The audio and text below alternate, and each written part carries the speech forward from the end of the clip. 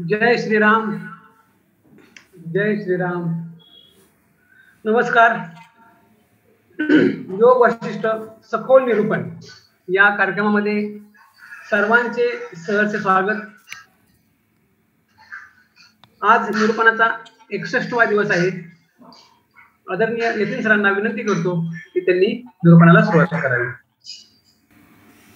नमस्कार. जय श्रीराम. जय गुरुदेव. रोजच्या प्रमाणे आपण प्रार्थना करू आणि ह्या सत्राला सुरुवात करू. सगळ्यांनी हात जोडून घ्या, डोळे बंद करूया. प्रार्थना म्हणण्यासाठी एक खोल दीर्घ श्वास घेऊया. गुरुर्ब्रह्मा गुरुर्विष्णू गुरुर्देवो महेश्वरः गुरु साक्षात् परम ब्रह्म तस्मै श्री गुरवे नमः. तस्मै श्री श्री गुरवे नमः.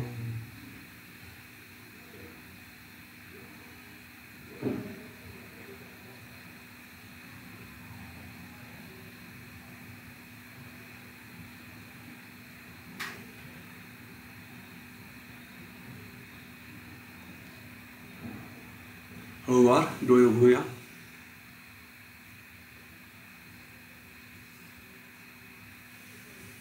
आजच्या सत्राला सुरुवात करण्यापूर्वी थोड्या वेळापूर्वी आमच्याकडे एक चर्चा झाली आणि त्याचा सारांश सांगतो.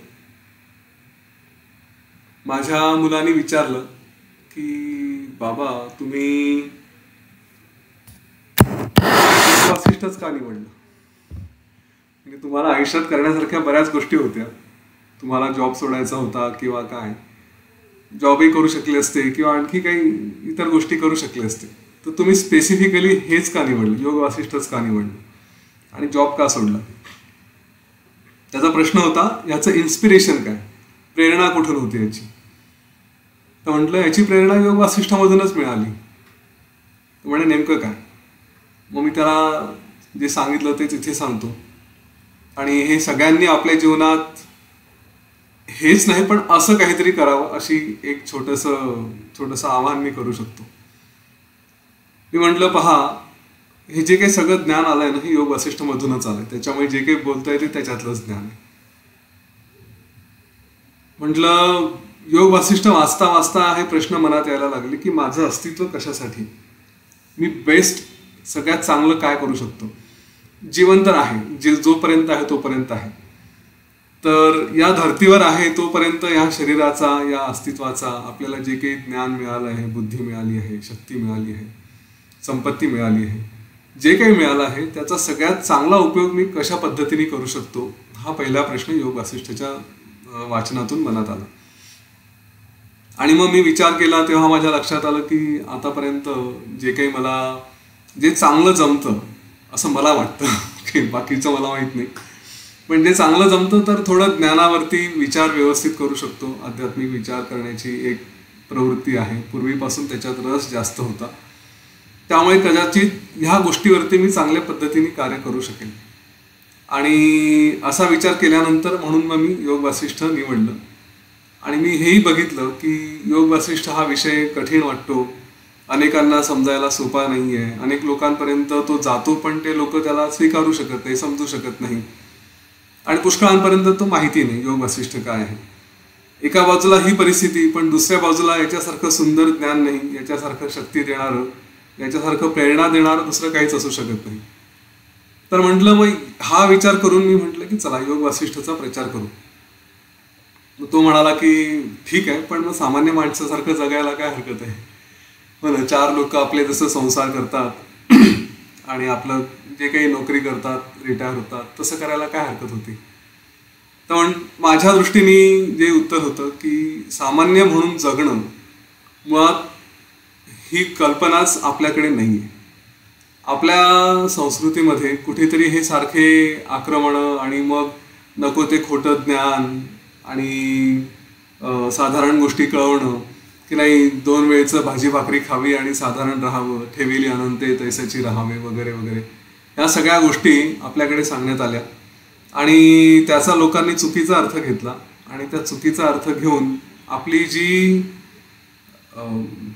त्याला काय म्हणतील, आपलं जे शक्ती होती, जो वीर रस होता आपला, तो सगळा घालून बसला आणि त्या घालून बसल्यामुळे अशी परिस्थिती आली की आपण काहीतरी करू शकतो, ग्रेट करू शकतो, हे विसरून गेलो. मुळात ह्या सगळ्या गोष्टी, ज्ञान वगैरे सगळ्या गोष्टी जरी बाजूला ठेवल्या तरी आपण ज्यांना फॉलो करतो, ज्यांना मानतो, ते तरी साधे आहेत का हे सांगावं. तुम्ही कोणालाही माना, कोणीही घ्या, ज्याच्यात ते संत असू द्या, थोर पुरुष असू द्या, देवासारखे पुरुष असू द्या, आणखी कोणी असतील, प्रभू श्रीराम, श्रीकृष्ण, आताच्या काळात छत्रपती शिवाजी महाराज असतील किंवा अगदी बाबासाहेब आंबेडकर असतील किंवा आणखी क्रांतिकारकांमध्ये भगतसिंग, राजगुरू, सुखदेव, सावरकर, टिळक, जे कोणी म्हणायचे ते सगळे म्हणा. ह्या एकाने तरी साधारण व्हा किंवा साधारण राहा असं कोणीही आदर्श ठेवला नाही. या सगळ्यांनी, प्रत्येकाने आपण काहीतरी भव्य दिव्य करावं, आपण काहीतरी थोर करावं, असे आदर्श आपल्यासमोर ठेवलेले आहेत.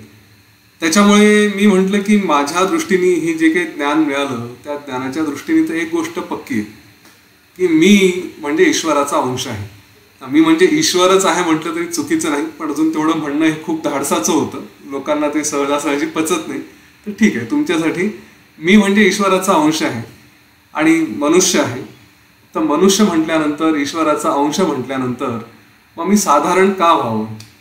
I am made to be the great, I am made to be like the god. मग तो जे करू शकतो तेच मी करावं. मी कशाला साधारण छोट्या छोट्या गोष्टी कराव्या?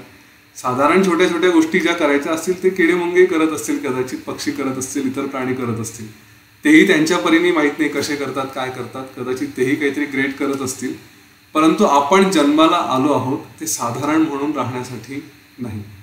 काही काही लोक म्हणतात की नाही, मग संतांनी तर सांगितलं आहे की खूप काही करायची गरज नाही, संतांनी उपदेश दिला आहे, ठेविले अनंते तसेचे राहावे, किंवा आपलं 2 वेळची भाजी भाकरी घेऊन त्याच्यात सुखात राहावं, असा उपदेश संतांनी केला आहे, असं काही काही लोक आर्ग्यू करतात.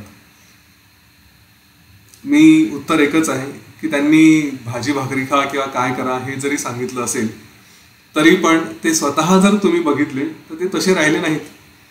आता तुकाराम महाराजांच्या मागे काय कमी संसार यातना होत्या? तुकाईनी त्यांना काय कमी टोचलं असेल किंवा बोललं असेल, पण तरी केलंच ना. आज संत म्हणून जेव्हा एखाद्या व्यक्तीला ओळखतो आपण, तुकाराम महाराज असू द्या, एकनाथ महाराज असू द्या, रामदास स्वामी असू द्या, आणखी कोणी असतील, या सगळ्यांनी आपल्या चाकोरीच्या बाहेर जाऊन काहीतरी मोठं कार्य केलं म्हणून आपण त्यांना ओळखतो ना. मग त्यांचेच वचनं आपण चुकीच्या दृष्टीने का घेतो? जेव्हा एखादी व्यक्ती सांगते आहे की साधारण राहा, साधारण राहा, तर ती सांगणारी व्यक्ती स्वतः साधारण राहते आहे का? नाही राहते. याचा अर्थ त्यांनी जे सांगितलं साधारण राहा, त्या साधारण राहण्याचा अर्थ आपण चुकीचा घेतला. त्यांनी सांगितलं आहे की मनाच्या दृष्टीने स्थिर राहा, मनातून साधे राहा, कार्यामध्ये कोणीही साधं राहा असं सांगितलेलं नाही. त्याच्यामुळे आपण श्रेष्ठ कार्य करावं, मनामध्ये जे येईल ते. पुढे आपण बघणारच आहोत, महाभोक्ता, महाकर्ता, महात्यागी ह्या काय गोष्टी आहेत. जे आयुष्यात येईल ते तर स्वीकारू आपण त्याच्यात. तिथे काय आपल्याला म्हणजे मी कुठेतरी मोठं कार्य करत असताना, समजा आपले बरेचसे कोणी प्रचारक असतील, स्वयंसेवक असतील किंवा कार्यकर्ते असतील, हे कुठे आदिवासी भागात जातात, प्रचंड कार्य करतात, पण त्यांना खायला काही द्या, ते काय असं म्हणतात की नाही एवढं कार्य करतोय तर मला एकदम 56 भोगच जेवायला मिळालं पाहिजे, असं नाही. जी परिस्थिती जशी असेल तशी. तर साधारण राहण्याची ही वृत्ती मनाची आहे, परंतु कार्य मात्र श्रेष्ठच झालं पाहिजे. आपण पुन्हा मी या गोष्टीवरती इन्सिस्ट करेन की आपण मानव हे मुळातच ईश्वराचे अंश किंवा ईश्वरच आहोत, हे जर आपल्याला माहिती आहे, ही जाणीव करून घ्यायची आणि त्याच्यानंतर मग आपण श्रेष्ठ कार्य करावे, ह्यासाठीच जन्माला आले आहोत. त्यामुळे आपल्या मनातून ही मरगळ, हे असं कुठलं तरी दबाव, कुठलं तरी डिप्रेशन, ह्या सगळ्या गोष्टी बाजूला काढायच्या. हे ज्ञान त्यासाठीच आहे. मन सोडून द्या, मन सोडून द्या, मन सोडून द्या का म्हणतात? त्यांनी सांगितलंय कार्य करत राहा, मनाला शून्य करा. हा संदेश आपल्यासाठी आहे आणि त्याच्या पुढे मग आपण ग्रेट व्हावं. म्हणून आज कुठलेही क्षेत्र असू द्या, व्यवसायाचं असेल, आणखी कुठलं असेल, तर माझ्या दृष्टीने त्या त्या क्षेत्रात आपण ग्रेट होणं आवश्यक आहे. मग ते सत्रांच्या सुरुवातीला मी सांगितलं असेल, आपल्याच इथून फेसबुक, आपल्याच इथून गुगल, आपल्याच इथून झूम, या सगळ्या गोष्टी का नाही होऊ शकत भारतातून? व्हायला हवे. माझ्या मुलाला मी म्हटलं की तुला खगोलशास्त्रामध्ये रस आहे तर जा पुढे, शक्य असेल तर स्वतः खगोलशास्त्राचं विद्यापीठ स्वतः निर्माण कर आणि त्या विद्यापीठातून असं शिक्षण दे की गावागावातल्या मुलांना सुद्धा, व्यक्तीला सुद्धा, ती किंवा म्हातारी व्यक्ती असेल त्यांना सुद्धा सहज समजेल, सोप्या भाषेत समजेल अशा रीतीने ते शिक्षण मिळालं पाहिजे. त्यासाठी मुद्दाम कठीण पुस्तकं आणि खूप मोठ्या गोष्टी या बघायची गरज पडायला नको. मला योग वासिष्ठमध्ये कुठेतरी हे जाणवलं की इतकं सुंदर ज्ञान आहे, अनेक लोक आपल्या पद्धतीने प्रयत्न करत आहेत, पण कुठेतरी आणखी माझ्या दृष्टीने, माझ्या अस्तित्वासाठी गरज वाटली की आणखी सोप्या भाषेमध्ये साधारण समजेल, त्याच्यातला मतितार्थ कळेल अशा पद्धतीने लोकांपर्यंत ते पोहोचवावं. म्हणून म्हटलं मी माझं जीवन याच्यासाठी समर्पित केलं. आता जे होईल ते होईल पुढे, नाहीतरी आपल्याला परिणामांची काही चिंता नाही आहे. करायचं शरीर आहे ते चालवायचं आहे म्हणून चालवायचं आहे, बाकी तो परमेश्वर आणि गुरु बघून घेतील काय करायचं आणि काय नाही ते. ठीक आहे, तर चला इथून पुढे जाऊ आपण उद्दालक मुनींचं ध्यान आणि त्यांना मिळालेली मुक्ती हा सगळा विषय बघितला. त्यानंतर वसिष्ठ ऋषी श्रीरामांना एक सुरघु नावाचा किरातांचा राजा होता त्याची गोष्ट सांगतायत. त्याच्या अगोदर वसिष्ठ ऋषी सांगतायत की श्रीराम म्हणजे त्यांनी पूर्ण आतापर्यंत काय काय सांगितलं की वेगवेगळ्या भागात वेगवेगळ्या पद्धतीने आपण कसं स्वतःला, आपल्या मनाचं काय म्हणतात त्याला, निरसन करू शकतो हे मी सांगितलं. याच्यामध्ये वेगवेगळ्या आपल्या अवस्था काय असतात त्या सांगितल्या. ओंकाराच्या माध्यमातून समाधी त्यांनी कशी मिळवली ते सांगितलं. त्यानंतर हे सगळं करताना जो काही प्रवास असतो, काल आपण याची चर्चा केली, ध्यानात जाताना ज्या ज्या काही अडचणी येत जातात, जे जे काही विचार येत जातात, ते सगळे विचार कसे त्यांना बाजूला सरत जायचं आणि कसं कसं पुढे जायचं हे सगळं सांगितलं.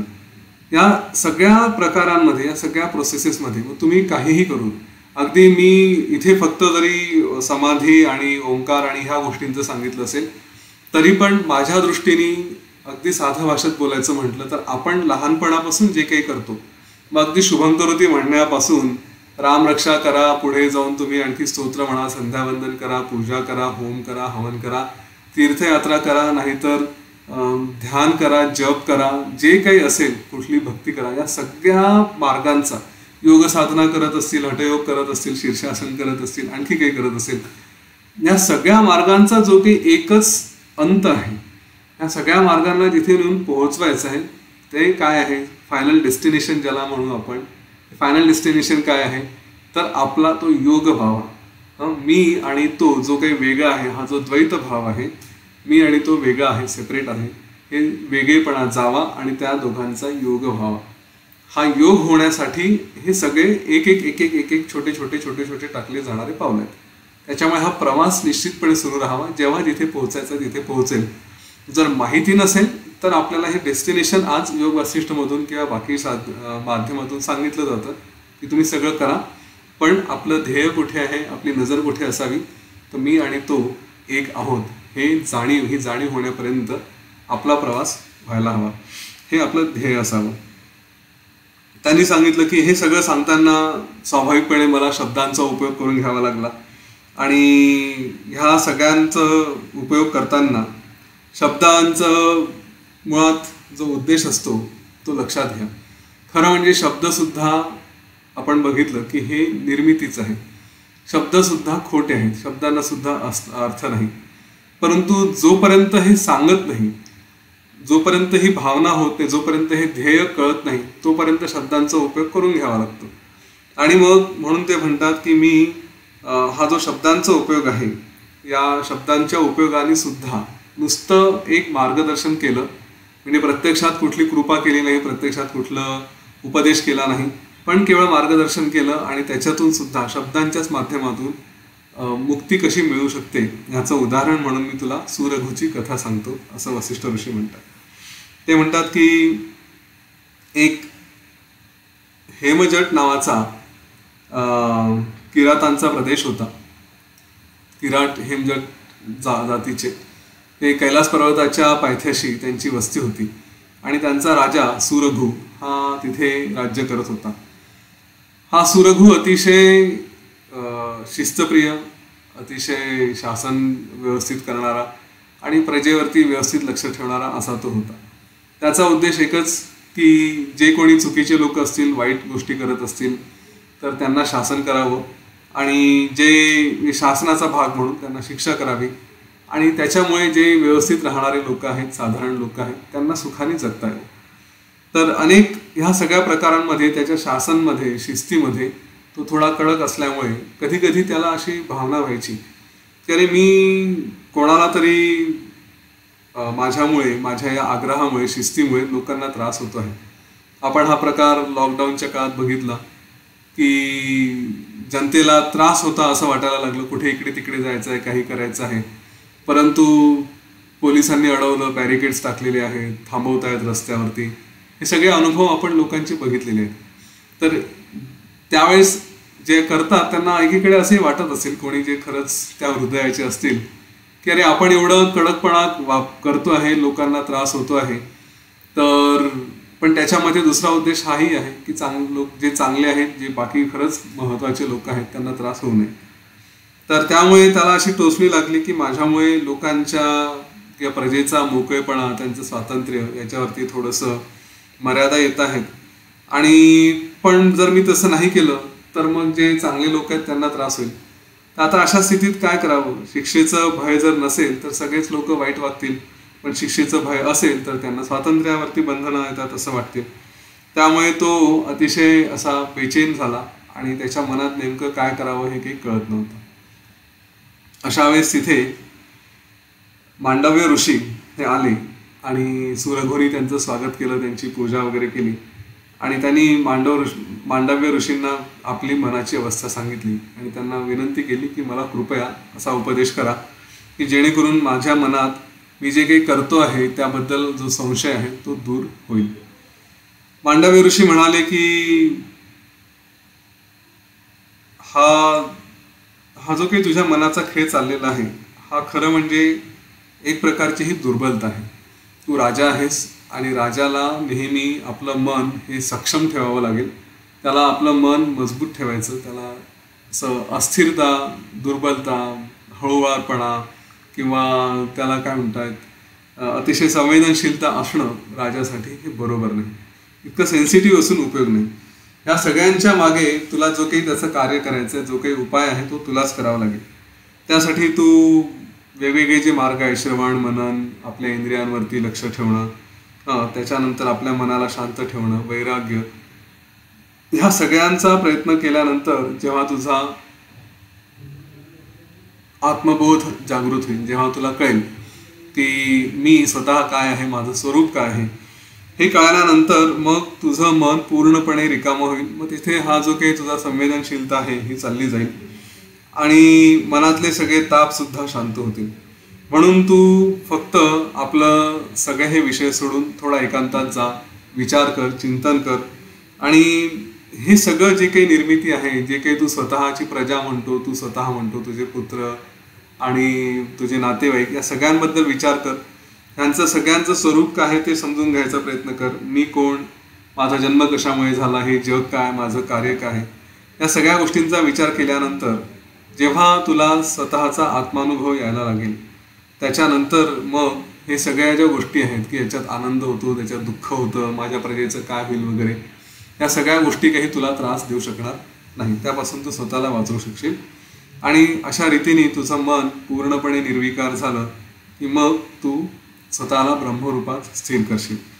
आता ह्याच्यामुळे असं होणार नाही की तू एकदा आपलं सगळं समजून घेतलं की व्यवहार सोडून दिला आणि बस केवळ आपलं ध्यान करत बसला, असं होणार नाही.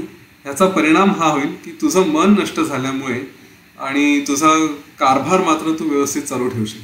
तुझ्या याच्यामुळे तुझं पूर्वीचं जे काही अस्थिर स्वरूप होतं ज्याच्यामध्ये तू सारखा अडकायचा, ते अस्थिर स्वरूप तू सोडून देशील. एक जीवनमुक्ताची स्थिती तुला प्राप्त होईल आणि हे खरं स्वरूप समजल्यानंतर मग तुला कुठल्याही शक्ती, त्या पृथ्वीवरती असू द्या, आकाशात असू द्या, कुठल्याही शक्ती तुला काहीही त्रास देऊ शकणार नाही. त्या तुझ्या पलीकडे राहतील. त्यांनी सांगितलं मांडव्य ऋषींनी की एखादं लहानसा डास म्हणा, चिलूट म्हणा, ते छोट्याशा खळग्यात अगदी बारीकचं डबकं असेल, त्याच्यात गाईच्या पावला एवढं जरी असेल तरी त्याच्यात बुडून मरू शकतं. परंतु जो जो स्थिर आहे, त्याचं मन पक्क आहे, तर तो अगदी जसं हत्ती त्या खळग्यात बुडत नाही तसं तो सुद्धा बुडणार नाही. आपलं मनाचं स्वरूप असंच आहे. आपण स्वतःच बघूया आपल्या जीवनामध्ये की छोटीशी गोष्ट असते, अगदी छोटीशी गोष्ट असते, पण तिला आपण इतकं महत्त्व देतो की त्या छोट्याशा गोष्टीमुळे आपण नको त्या भानगडीत अडकतो आणि स्वतःला मग दीनहीन करून ठेवतो. हो ना, आपण बस आता काय कशाला महत्त्व देत नसतो, माहीत नाही. अगदी साधं रिक्षावाल्याने एखाद्या ठिकाणी यायला नाही म्हटलं तर आपण चिडचिड होऊन जाते आपली. हो ना, किंवा कुठे काही गडबड झाली, बस सुटली, चुकून गेली आपली, तर आपल्याला तिथे छोट्या छोट्या गोष्टींमध्ये बराच त्रास होतो. तर अशी जी अनेक उदाहरणं आहेत. त्यामुळे हे सांगतात मांडव्य ऋषी की मन जर असं असेल, छोट्या गोष्टींमध्ये अडकणार असेल, तर ते असं लहानसहान गोष्टींमध्ये बुडून स्वतःचंच नुकसान करून घेणार आहे. त्यामुळे तू स्वतःच्या जोपर्यंत अनुभव करून घेत नाही स्वतःच्या परमात्म्याचा, स्वतःच्या स्वरूपाचा, तोपर्यंत तुला सगळे जे काही तुझे विषय आहेत ते त्रास द्यायला लागतील आणि त्या विषयांचा त्याग करणं तू पहिल्यांदा सुरुवात कर. म्हणजे आत्मस्वरूपाकडे जाण्याचा जो प्रवास आहे त्याच्यामध्ये या विषयांचा सुद्धा त्याग करायला सुरुवात कर. आणि एकदा तुला जेव्हा ते प्राप्त होईल, जेव्हा तू विषयांचा त्याग करशील, त्याच्यानंतर मग हळूहळू तू या आपल्या मार्गावरती पुढे जाशील. हे कसं करायचं, तर ह्यासाठी मग अध्यात्मशास्त्र जे आहे त्याचा अभ्यास करावा, त्याचं अवलोकन करावं आणि मनाच्या अवस्थांचा सगळ्यांचा त्याग करून मग तू पुढे जा. काल परवा आणि गेल्या काही दिवसांमध्ये ह्या विषयावरती आपण वारंवार बोललो आहोत की जेव्हा एखादी गोष्ट साध्य करायची असेल, मी विद्यार्थ्यांना सुद्धा सांगतो की एखादी गोष्ट तुम्हाला साध्य करायची असेल तर ती माझी आत्म अनात्म हा जो भाव आहे किंवा माझ्या कार्याशी संबंधित आहे की त्याच्या विरुद्ध आहे, त्याला अडथळा आणणारी आहे की पूरक आहे, ही गोष्ट सपोर्टिंग आहे की अपोजिट आहे, ही गोष्ट आपल्याला कळली पाहिजे. तर मांडव्य ऋषी सुद्धा हाच उपदेश राजाला करतात की विरुद्ध गोष्टींचा त्याग कर. जे ज्ञानी लोक असतात ते काय वेचायचं काय नाही त्यांना कळतं, त्यांच्यासमोर सगळ्या गोष्टी येतात. तसं पण त्याच्यामध्ये त्यांचं एक वैशिष्ट्य असतं की जे आपल्या कामाचं आहे तेच ते घेतील. तसंच ते इथेही सांगतायत की सामान्य व्यवहारामध्ये आपल्याला अगदी सहज कळून जातं की अगदी साधीशी गोष्ट जरी मिळवायची असेल तरी दुसऱ्या त्याच्या विरुद्ध गोष्टीचा त्याग केल्याशिवाय आपल्याला ती मिळू शकत नाही. मग अध्यात्माच्या बाबतीत तर हा नियम सहजच लागू पडतो. त्यामुळे एखाद्या गोष्टीच्या यशासाठी जेव्हा माणूस मनापासून झटतो, प्रयत्न करतो, तेव्हाच त्याला तो विषय प्राप्त होतो. मग ते जसं आपण म्हटलं, उद्योगधंदा असू द्या, तुमचा नोकरी असू द्या, नातं असू द्या, नात्यामध्ये सुद्धा मनापासून प्रयत्न करावे लागतात. त्याच्यानंतर अभ्यास असू द्या, या सगळ्या गोष्टींसाठी अगदी मनापासून प्रयत्न करावे लागतात. कालच लता दिदींचं त्यांनी स्वर्गवास झाला. त्यांनी त्यांच्या आयुष्यात अनेक प्रयत्न केले होते, त्याशिवाय त्या तिथपर्यंत पोहोचल्या नाही. तर त्यांनाही अनेकदा जीवनात वेगवेगळे सुख आकर्षण आले असतील, किती वेळा समोर आईस्क्रीम आला असेल, किती वेळा आणखी काही आलं असेल, पण त्यांनी सोडलं असेल, नाही का? कारण जे प्राप्त करायचं त्याच्या विरुद्ध गोष्टी घेऊन चालत नाही. तसं आहे सचिन तेंडुलकरच्या बाबतीतही म्हटलं जातं की त्याचे मित्र म्हणायचे की चल इकडे सिनेमाला जाऊ, तिकडे जाऊ, आणि सचिन तेंडुलकर सांगायचं की नाही, मला जर क्रिकेट खेळायला जायचं आहे तर माझं डेस्टिनेशन नेट आहे, क्रिकेटच्या ग्राउंडवरती मी जाईल, या मूव्हीजकडे वगैरे जाणार नाही. जे प्राप्त करायचं आहे त्याची विरुद्ध गोष्ट ही सोडल्याशिवाय आपलं ध्येय आपल्याला प्राप्त होऊ शकत नाही. म्हणून तू हे राजा तुझ्या आत्मदर्शनासाठी ह्या आत्म्या वाचून बाकीचं जे काही सगळं या आपल्या इंद्रियांना, आपल्या सेन्सेसला ज्या बाहेरच्या गोष्टी दिसत आहेत त्या सगळ्या बाहेरच्या गोष्टींचा त्याग कर. आणि एकदा सगळं सोडत गेलो, हा फार सुंदर मंत्र आहे योग वासिष्ठामध्ये आणि इन जनरल अध्यात्मामध्ये, की बस सोडत जा. म्हणजे स्वतःचं स्वरूप आपण जे ध्यानामध्ये बघत गेलो की हे मी नाही, हे मी नाही, तर माझं स्वरूप काय आहे त्याचं जेव्हा वर्णन करायला जातो आपण, तर ते हे नाही, ते नाही, ते नाही, न इति न इति किंवा नेती नेती असं म्हणतात. नेती नेती हे मुख्य वाक्य आहे. तर न इति न इति हे असंही नाही, ते तसंही नाही, ते तसंही नाही, हे जसं वर्णन करत जातो तसंच सगळ्या गोष्टी जर तू सोडत गेला तर तुला स्वतःचं स्वरूप हे स्वाभाविकपणे प्राप्त होईल.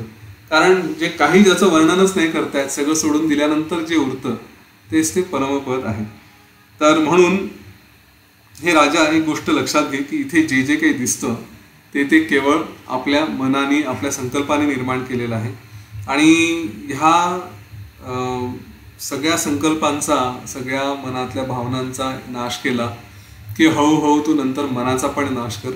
कारण काहीच उरायला नको. आपण उद्दालक मुनींच्या ध्यानामध्ये बघितलंय की मन सोडलं, अहंकार सोडला, सगळ्या गोष्टी सोडत सोडत सोडत पुढे जे काही उरतं ती खरी परमपदाची अवस्था. असं सांगितल्यानंतर मग ते मांडव्य ऋषी आपल्या कार्याला निघून गेले आणि सुरघुनी इथे मग ध्यान करायला, विचार करायला सुरुवात केली. त्यांनी जो विचार केला तो आज आपणही करूया. आपणही डोळे मिटून एक्झॅक्टली तशाच पद्धतीने विचार करू, स्वतःला तशाच सूचना देऊ. आणि कालचा प्रयोग आज करू नका, कारण काल आपण जे करत होतो ते एका विशिष्ट उद्दिष्टाने करत होतो. आज आपल्याला विचार करायचा, आज ध्यान करायचं नाही. त्याच्यामुळे थोडं लक्ष या विचारांकडे असू द्या. ठीक आहे, चल शांत बसून घ्या. पाठीचा कणा सरळ ठेवा, डोळे मिटा.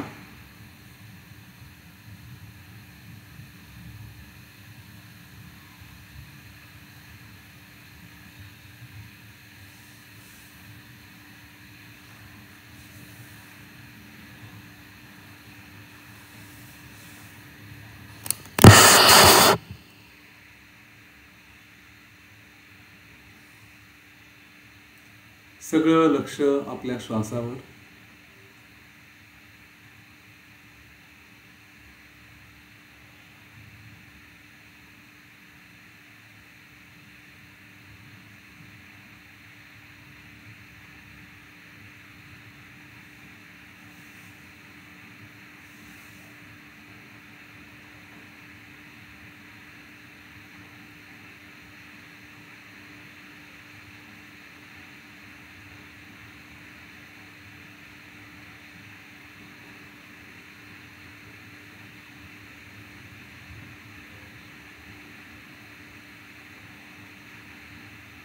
आपल्या श्वासाची गती,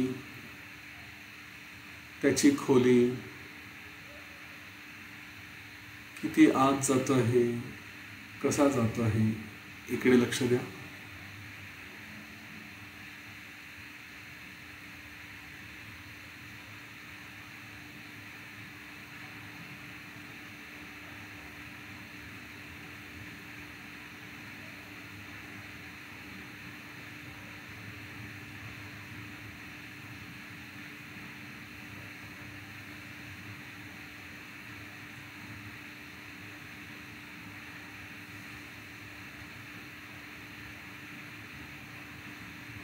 आपला श्वास हळूहळू स्थिर होईल.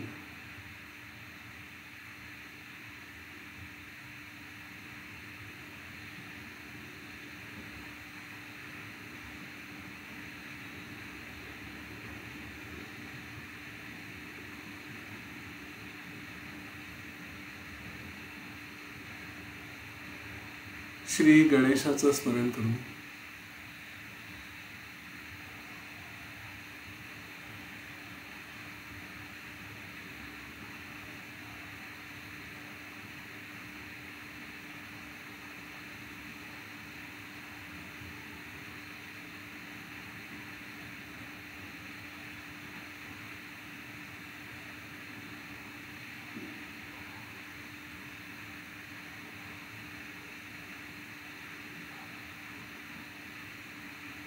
आपल्या गुरूंचं स्मरण करू.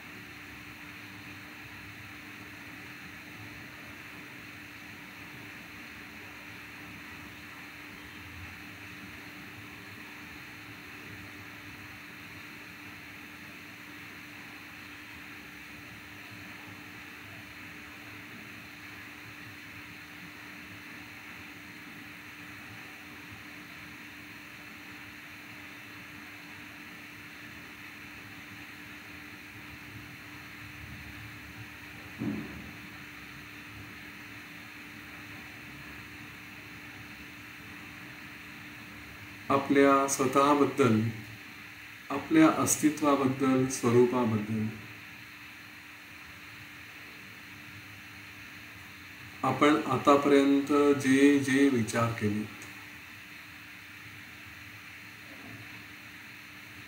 माझं स्वरूप काय, मी नेमका कोण,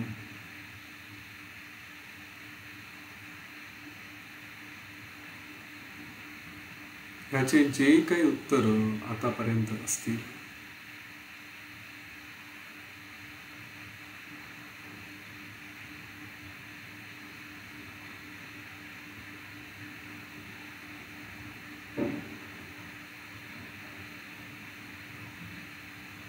ते उत्तरं बाजूला ठेवून पुन्हा पुन्हा हाच विचार करायचा. हा प्रवासच असा आहे. अनेकदा ध्यान केलं, अनेकदा प्रश्न विचारले, कधी काही उत्तरं मिळाले, कधी काही दुसरे उत्तरं मिळाले.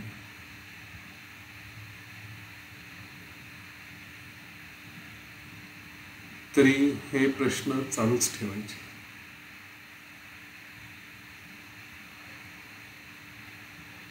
खरोखर मी कोण,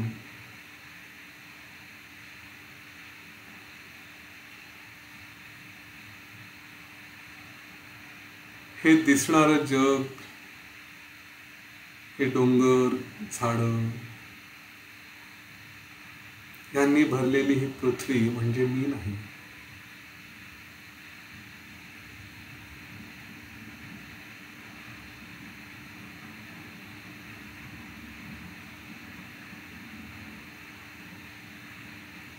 त्या पृथ्वीचा आणि या सगळ्यांचा स्वतःचा क्रम आहे. ते आपल्या पद्धतीने जातात.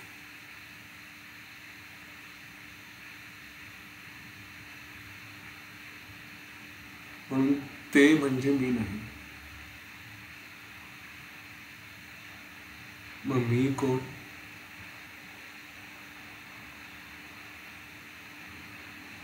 या पृथ्वीवर असलेलं हे छोटंसं घर, जी जागा,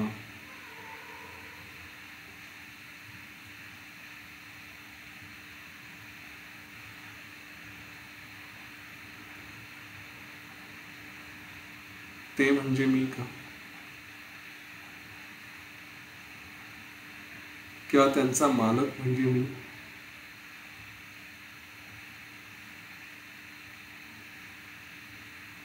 मी एक वडील, मी एक माता, मी एक पुत्र, जे काही असेल ते म्हणजे मी का?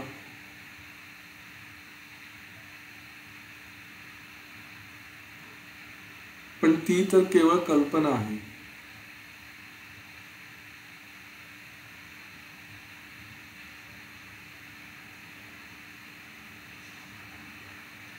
हे लोक मला वेगवेगळ्या नात्यांनी बघतात, मानतात, म्हणून ते माझं अस्तित्व.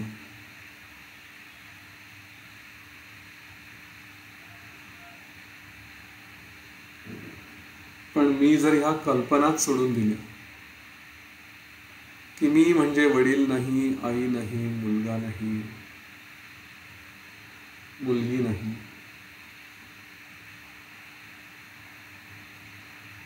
तरी माझं काय बिघडणार? मी आहे तसाच राहील.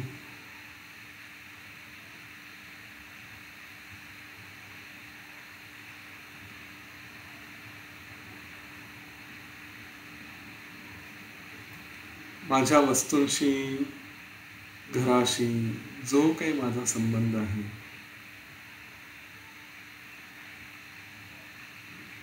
तोही खोटाच.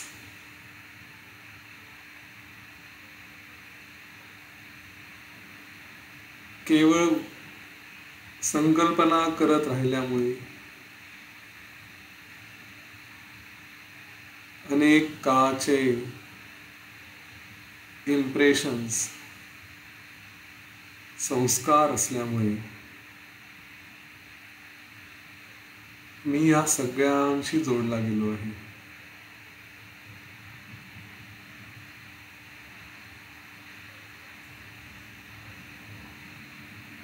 आणि या चिकटण्यामुळे, जोडला गेल्यामुळे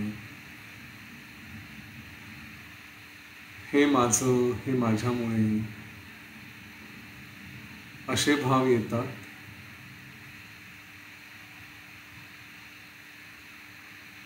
आणि म्हणून मला त्रास होतो.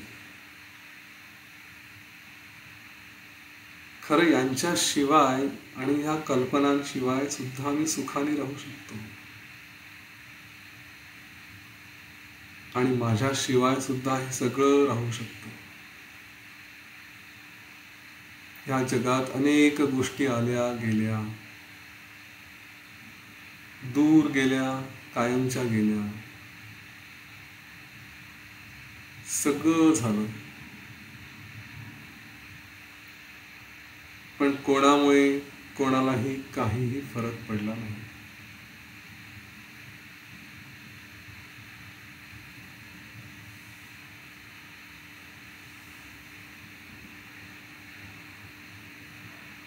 आता बाहेरच्या वस्तू सोडून आतल्या गोष्टींकडे बघायला लागलो.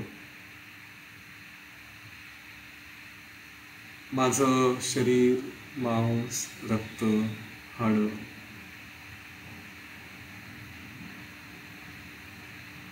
हे माझ्याशिवाय त्यांना काही अर्थच नाही. ते केवळ अचेतन, निर्जीव असल्यासारखे आहे. कारण ते स्वतः काहीच करू शकत नाही.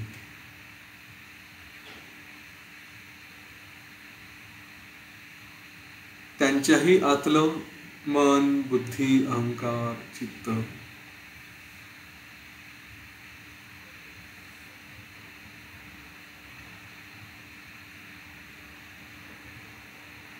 तेही माझ्याशिवाय त्यांना काही अर्थ नाही.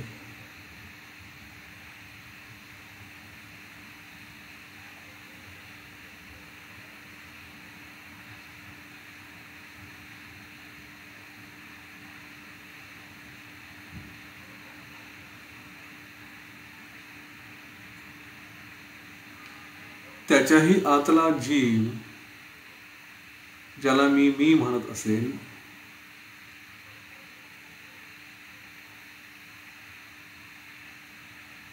तो पण ह्या मीपणात अडकल्यामुळे त्याचा खरा अनुभव मला येऊ शकत नाही. महा अडकलेला जीव सुद्धा मी नाही.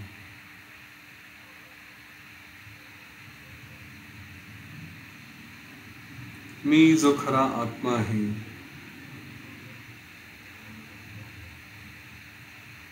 तो या सगळ्यांपासून वेगळा.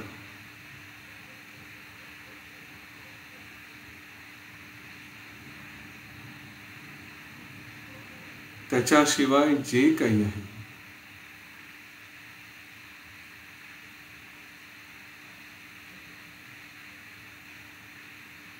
ते मी नाही, तो आत्मा नाही. हा नाही नाहीचाच भाव ठेवला आणि सगळ्या गोष्टींचा निराश केला, सगळ्या गोष्टींना नाकारलं.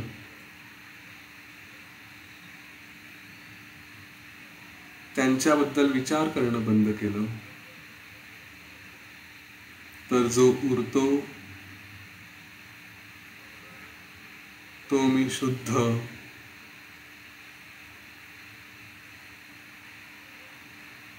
विकल्परहित असा मी.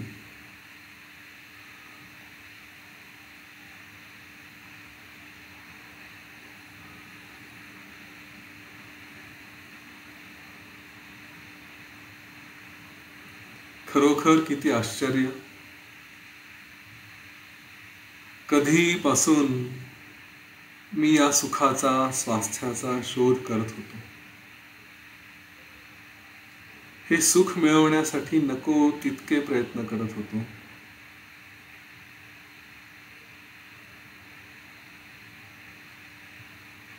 ह्या शरीराला, मनाला, बुद्धीला किती थकवलं. सगळे प्रयत्न केवळ ह्या सुखासाठी. आणि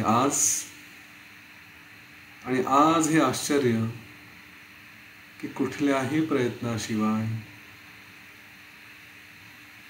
कुठल्याही साधनाशिवाय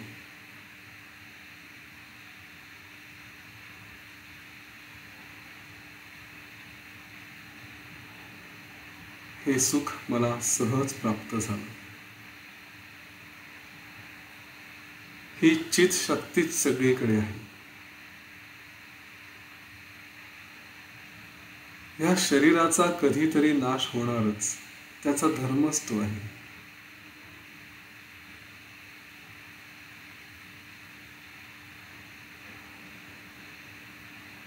पण ह्या चित शक्तीचा कधीच नाश होणार नाही.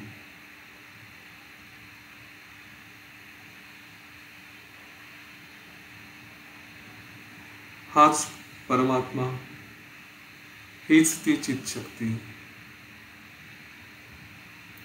हीच अनेक रूप धारण करते.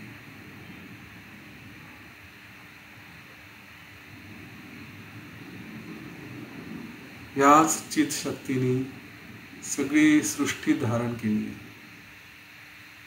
जसं एखाद्या धाग्यात वेगवेगळ्या मोत्यांना, मण्यांना बांधून ठेवलं जातं. तो धागा म्हणजे ही चित शक्ती.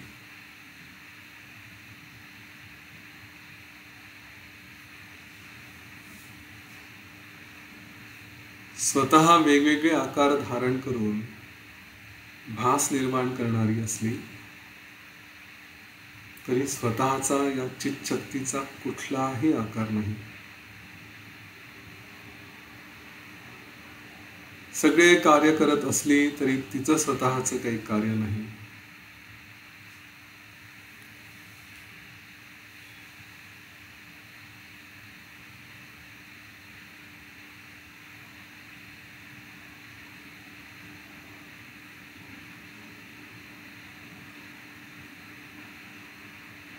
ती ना व्यक्त आहे ना अव्यक्त.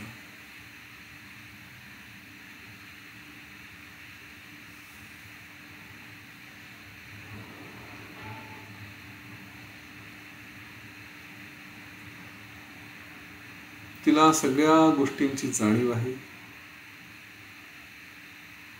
परंतु तिची जाणीव असं काही नाही. तिच्यामुळेच सगळ्या गोष्टींचं ज्ञान होत असतं.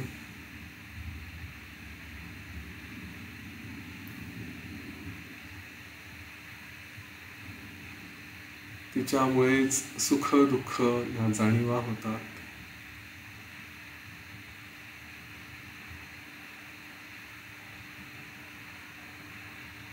पण त्या चित शक्तीला, त्या परमात्म्याला स्वतःला काही होत नाही.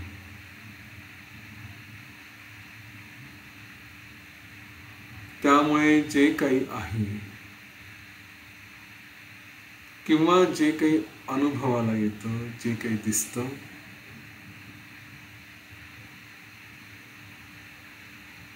ते दृश्य, त्यांचा अनुभव, दर्शन आणि तो बघणारा मी, द्रष्टा, हे सगळं काही एकच. तेच ते चैतन्य, तेच ते चित शक्ती, तोच तो परमात्मा.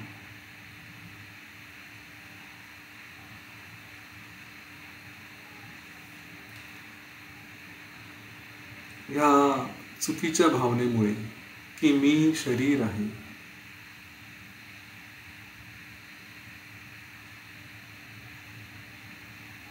त्याच्यामुळेच हे अनेक अहम मम, मी आणि माझं, मी अमुक, मी घराचा मालक, मी वडील, मी मुलगी, हे माझे नातेवाईक, ही माझी संपत्ती,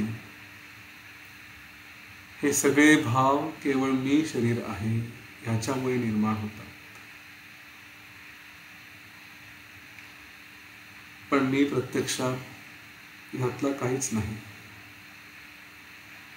या सगळ्यांचा साक्षी असा आत्मा आहे.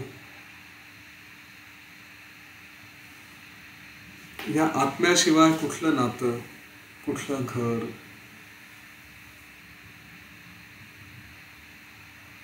कुठले वडील, कुठली मुलगी,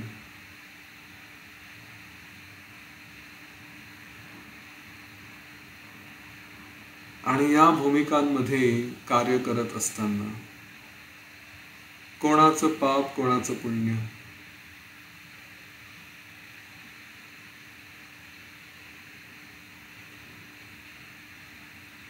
त्यामुळे जे काही मी विचार करत असतो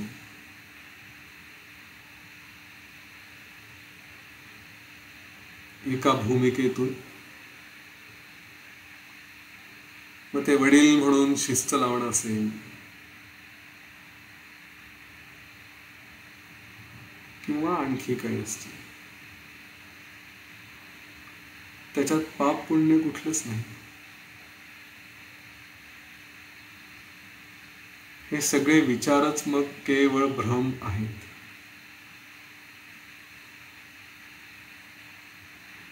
मग माझे कर्तव्य करताना भीती कसली, दुःख कसलं?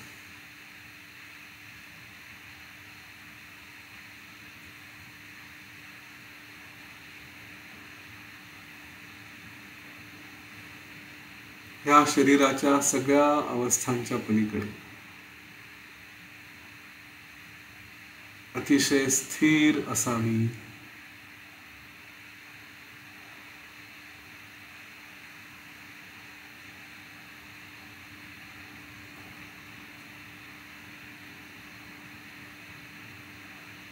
ह्या जगाचा, त्याच्या भावनेचा,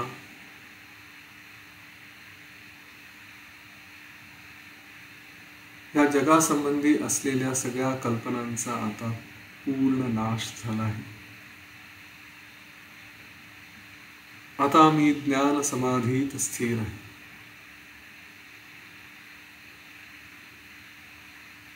ह्या जगाकडे केवळ साक्षी भावाने मी बघतो.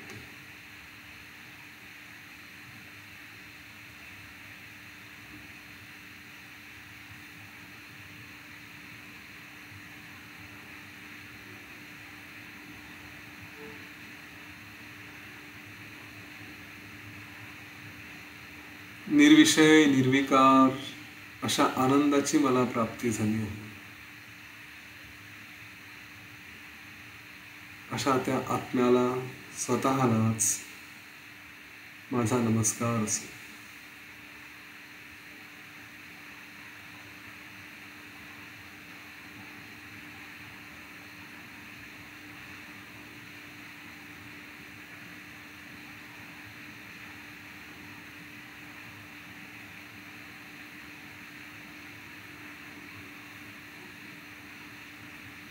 मनो बुद्ध्यहंकार चित्तानि नाहं न च श्रोत्रजिह्वे न च घ्राणनेत्रे न च व्योमभूमिं न तेजो न वायु चिदानन्दरूप शिवोऽहं शिवोऽहं शिवोऽहं शिवोऽहं शिवोऽहं शिवोऽहम्.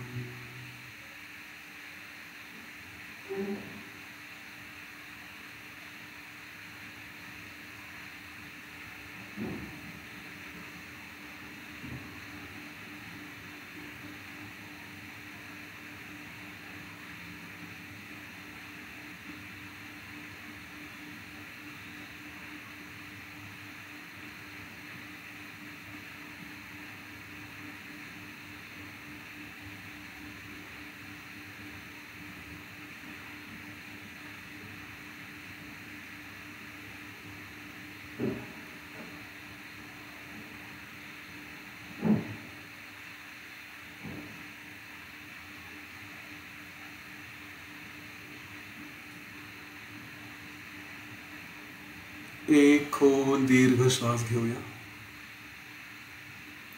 आणि सोडून देऊया. आपल्या गुरूंचं स्मरण करूया.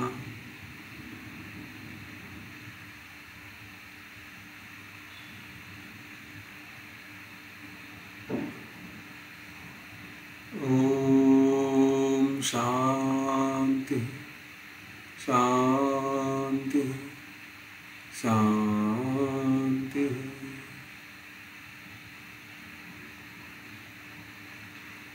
आणखी एक खोल दीर्घ श्वास घेऊया आणि सोडून द्या. आपल्या शरीराप्रती सचेत हो, वातावरणाप्रती सचेत हो. जेव्हाही पूर्णता वाटेल हळूहळू आपले डोळे उघडू शकता.